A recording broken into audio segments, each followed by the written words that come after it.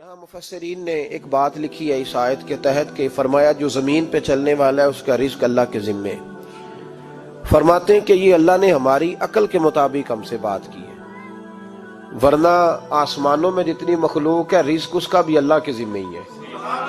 یہاں جو فی الارض کے لفظ ہے زمین پہ، وہ ہمیں سمجھانے کے لیے کہ تم نے تو صرف یہ دنیا دیکھی ہے نا، تو جس کو تم نے دیکھا ہے وہ سب کھاتے اللہ کا دیا ہوا ہی ہے.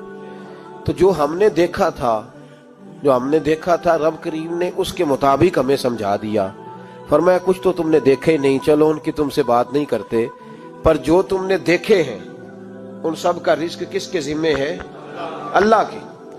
میرے محبوب کریم علیہ الصلوۃ والسلام نے فرمایا اللہ پہ بھروسہ رکھ کے سویرے نکل جانا رزق کی تلاش میں. کس پہ بھروسہ رکھنا ہے؟ نکلنا تمہارے ذمے ہے. یہ نہ کہنا کہ گھر بیٹھوں گا تو یہیں آئے گا، نکلنا تمہاری ذمہ داری ہے. جتنی ذمہ داری ہے وہ پوری کرنا. اللہ پہ بھروسہ کر کے نکل جانا تمہاری ذمہ داری ہے. رب کا ذمہ ہے تمہیں رزق دینا، وہ ضرور تمہیں رزق پہنچائے گا. یا رسول اللہ صلی اللہ علیہ وسلم کس طرح پہنچے گا؟ تو ذرا حضور کے لفظوں کا حسن بھی دیکھیے. نبی پاک صلی اللہ علیہ وسلم نے فرمایا جس طرح موت تمہیں ڈھونڈ لیتی ہے نا کہ تم کہاں موجود ہو، جب وقت آتا ہے تو انسان پاکستان میں ہو تب بھی آ جاتا ہے، جدہ میں ہو تب بھی آ جاتا ہے، مکہ میں ہو یا مدینہ طیبہ میں وقت پھر بھی آ جاتا ہے. فرمایا جس طرح موت تم جہاں بھی ہو تم تک پہنچ جاتی ہے نا، اس طرح تمہارا رزق بھی تم جہاں موجود ہوتے ہو اللہ وہاں پہنچا دیتا ہے. تو یا رسول اللہ صلی اللہ علیہ وسلم کس انداز میں؟ تو فرمایا نکل جانا تمہاری ذمہ داری ہے. فرمایا سویرے پرندے بھی نکل جاتے ہیں اور شام کو جب لوٹتے ہیں تو اللہ انہیں پیٹ بھر کے روزی عطا فرماتا ہے. حالانکہ ان کو نہیں پتا ہوتا ہمارا کارخانہ کہاں ہے، ہم نے کہاں جا کے مزدوری کرنی ہے. ان کو نہیں پتا ہوتا کہ ہمارا دفتر کہاں ہے، ہم نے کس آفس میں بیٹھنا ہے. ان کو نہیں پتا ہوتا کہ ہم نے کہاں جا کے مال خریدنا ہے اور کہاں سے ہم نے پھر اس کو دوبارہ بیچنا ہے. انہیں خبر نہیں ہوتی. اللہ پہ بھروسہ کر کے نکل جاتے ہیں. نکلنا تو تیرے ذمے ہے کہ نہیں؟ فرمایا وہ تو ڈیوٹی کر، شام کو اللہ جو رب پرندوں کو روزی دیتا ہے وہ تجھے بھی عطا فرمائے گا. تو جس حال میں ہے، چونکہ تو نے اپنا یہ حال خود نہیں بنایا، جس نے بنایا ہے وہ بڑا بہتر جانتا تھا کہ تو اسی حال میں اسے اچھا لگتا ہے. تو اسے اسی حال میں، ایک بزرگ تھے تو ان کی طبیعت بڑی علیل ہو گئی، بیمار ہو گئے، تو اللہ نے آزمائش دی تو کیڑے پڑ گئے وجود میں. ایک کیڑا یہاں سے کھا رہا تھا، اللہ والے بڑے راضی رہتے ہیں اس کی رضا پہ. تو کیڑا یہاں کھا رہا تھا تو نیچے گر گیا، تو بابا جی نے اٹھا کے پھر وہاں رکھ لیا. کہنے لگے جب اس نے تیری ڈیوٹی مجھے کھانے کی لگائی ہے تو میں اس بات پہ راضی ہوں، تو نیچے کیوں گرتا ہے؟ بس ٹھیک ہے کھا، جب اس نے تجھے ڈیوٹی جو تیری لگائی ہے. سالبہ بن عبد الرحمن ایک صحابی تھے، سالبہ غالباً نبی پاک صلی اللہ علیہ وسلم کی خدمت میں آئے. کہنے لگے یا رسول اللہ صلی اللہ علیہ وسلم غربت بڑی ہے، میرے لیے دعا کریں اللہ زیادہ مال دے. تو محبوب صلی اللہ علیہ وسلم نے فرمایا تو جس حال میں اچھا ہے وہ تیرے لیے بہتر ہے، جس میں تو ہے وہی حال تیرے لیے. مشکل ہے نا یہ جواب سننا. یا رسول اللہ صلی اللہ علیہ وسلم دعا کر دے. تو محبوب نے کیا فرمایا؟ فرمایا تو جس حال میں ہے نا وہ حال تیرے لیے بہتر ہے، اسی میں رہ. کہ نہیں حضور دعا کریں. فرمایا سالبہ تو باز آ جا. حضور دعا کریں. فرمایا تو باز آ جا. 2-3 دفعہ کا ضد کی. محبوب نے فرمایا جا پھر اللہ تجھے زیادہ پیسے دے گا. چند بکریاں خریدی، اتنی برکت ہوئی کہ بکریوں کے ریوڑ بن گئے. پھر کچھ بکریاں بیچ کے گائے خرید لی، ان کے بھی ریوڑ ہو گئے. پھر کچھ اونٹنیاں لے لی، ریوڑ ہی ریوڑ. پہلے 5 وقت مسجد میں آتے تھے، اب فجر اور عشاء رہ گئی. پھر مال زیادہ ہوا تو مدینے شہر میں کوئی جگہ ہی نہیں، مدینے سے باہر حویلی خریدی، پھر جمعہ ہی رہ گیا. جمعے کے جمعے آتے. زکوٰۃ کا حکم آیا. میرے نبی کریم علیہ السلام نے حضرت ابو ہریرہ کو بھیجا. فرمایا جا اسے کہہ تیری زکوٰۃ بنتی ہے 2.5%. تو سالبہ کے پاس حضور نے پیغام بھیجا. پہلے تو کہا تیرے لیے بہتر نہیں مال. جب اصرار کیا تو اب بڑی برکت ہو گئی، بڑا آیا تو فرمایا زکوٰۃ دے. 2.5% زکوٰۃ ہے. اب جب سوچا کہ 5 اونٹوں پہ ایک بکری جائے گی اور بڑا سارا مجھے دینا پڑے گا، اب جب غور کیا تو یہ تو نہ کہا کہ میں نہیں دیتا، حضرت ابو ہریرہ سے کہنے لگے نبی کریم علیہ السلام کی خدمت میں عرض کرنا کہ میں خود آؤں گا۔ حضرت ابو ہریرہ نے آ کے عرض کی یا رسول اللہ صلی اللہ تعالی علیہ وسلم، حضور وہ کہتے تھے میں خود آؤں گا، تو کہتے ہیں محبوب نے ٹھنڈی سانس لی، فرمایا اسے کہا تھا کہ تیرے لیے مال بہتر نہیں، اب ہلاک ہو گیا، ہائے افسوس ہلاک ہو گیا۔ ان کو بھی تھوڑی دیر کے بعد احساس ہوا کہ یہ میں نے کیا کیا، نبی پاک کو ہی کہہ دیا نہیں ہے، حضور کو کہہ دیا بعد میں آؤں گا۔ اب دوڑے آئے، عرض کی حضور میں سارا کچھ لے کے آیا ہوں، قبول کر لیں۔ محبوب نے فرمایا گویا بلال حبشی کی خشک کھجور بھی قبول ہے، اور صہیب رومی ایک اٹی بان کی لائے تو وہ بھی قبول ہے، اور عمار بن یاسر اور مصعب بن عمیر اگر 2 دینار دے جائیں اور کوئی پرانا جوڑا کسی سپاہی کے لیے چھوڑ جائے تو وہ بھی قبول ہے، لیکن تو اپنا لاکھوں لے کے چلا جا، تیرا کوئی نہیں قبول، معاف کر دیں۔ فرمایا جا معاف کیا، پر پیسے لے کے نہ آنا۔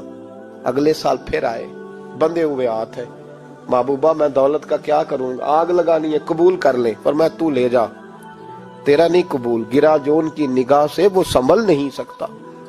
حضور نے وصال ظاہری کیا تو جناب صدیق اکبر کے پاس آئے، لاکھوں کا مال، ابو بکر قبول کر لو، تو جناب صدیق اکبر کہنے لگے اس کا کر لوں جس کا نبی نے نہیں کیا، چل جا کوئی نہیں چاہیے۔ حضرت عمر کے زمانے میں قحط پڑ گیا، بارشیں نہیں ہوتی، غلہ نہیں ملتا، حالات خراب ہیں، مالی طور پہ بحران آ گیا، غربتیں، مجبوریاں، تکلیفیں، آ کے روئے عمر میرا قبول کر لو، مجھے معافی تو مل گئی تھی نا۔ فرمایا معافی اپنی جگہ پہ، پر جس کا مصطفیٰ نے قبول نہیں کیا۔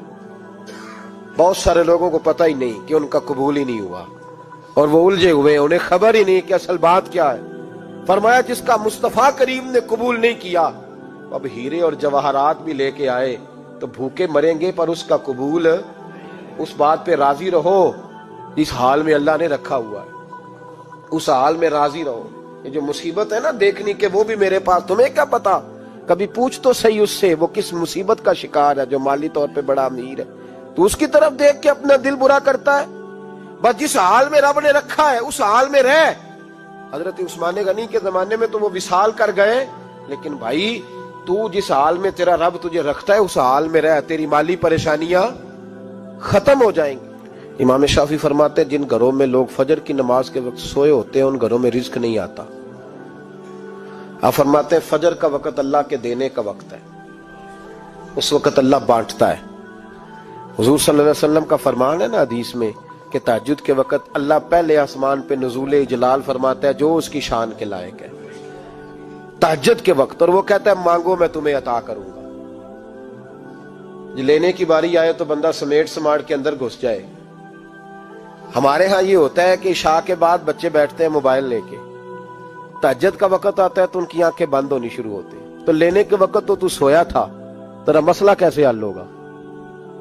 بھائی جب کوئی آدمی خیرات بانٹ رہا ہو تو جو پیالہ پیچھے کر لے اسے ملے گا؟ کہتے اس وقت آنا جب میں بانٹ رہا تھا، اب تو کدھر آ گیا ہے؟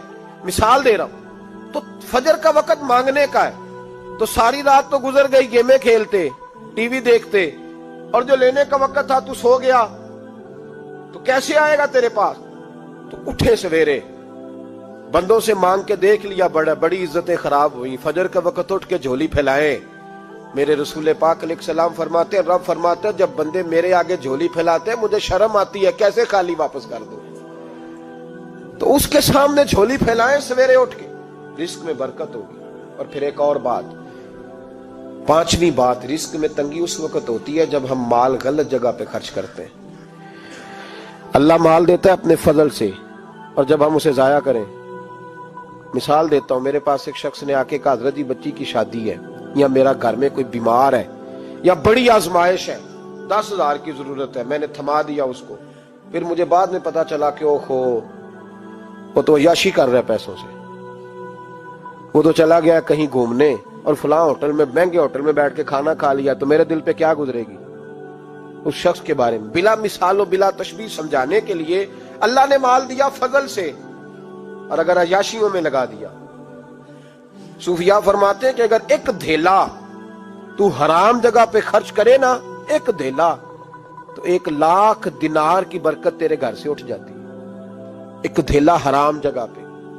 قرآن مجید کی آیت پڑھتا ہوں، رب فرماتا ہے وَمَنْ أَعْرَضَ عَنْ ذِكْرِي فَإِنَّ لَهُ مَعِيشَةً ضَنْكًا، بڑی سخت آیت ہے۔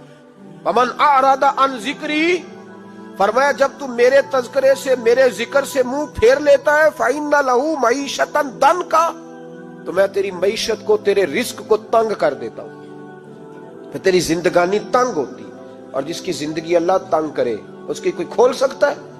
کہتے ہیں بڑی جگہوں پہ گیا ہوں، بڑی پھوکے مروائی، بڑے دم کرائے، حالات صحیح نہیں ہوتے، تو مسجد آ کے توبہ کر۔ وہ کہہ رہا فَإِنَّ لَهُ مَعِيشَةً ضَنْكًا، اعلان ہے قرآن پاک کا کہ جب تو میرے ذکر سے منہ پھیرے گا، روٹی میری کھائے اور پیسے لے کے عیاشی کرے، مسجد آئی نہ۔ حکم تو یہ ہے کہ جتنی جتنی نعمت بڑھتی جائے سجدے بڑھنے چاہیے، لیکن ہم لوگ سجدے کم کرتے جاتے ہیں، فرض نماز بھی نہیں پڑھتے، پھر رزق تنگ ہوتا ہے، پھر اللہ کے عدل کا نظام چلتا ہے، پھر خرابی ہوتی۔ اس لیے یاد رکھیں قرآن مجید نے حکم دے دیا کہ اگر چاہتے ہو کہ رزق میں برکت ہو تو پھر رزق دینے والے کے آگے جھک جاؤ، پھر رزق دینے والے کے آگے جھکو۔ تو مالی پریشانی کا بہت بڑا سبب یہ ہے کہ ہم مسجد کی طرف نہیں آتے، دین کی طرف نہیں آتے، پیسہ ناجائز جگہ پہ خرچ ہوتا ہے۔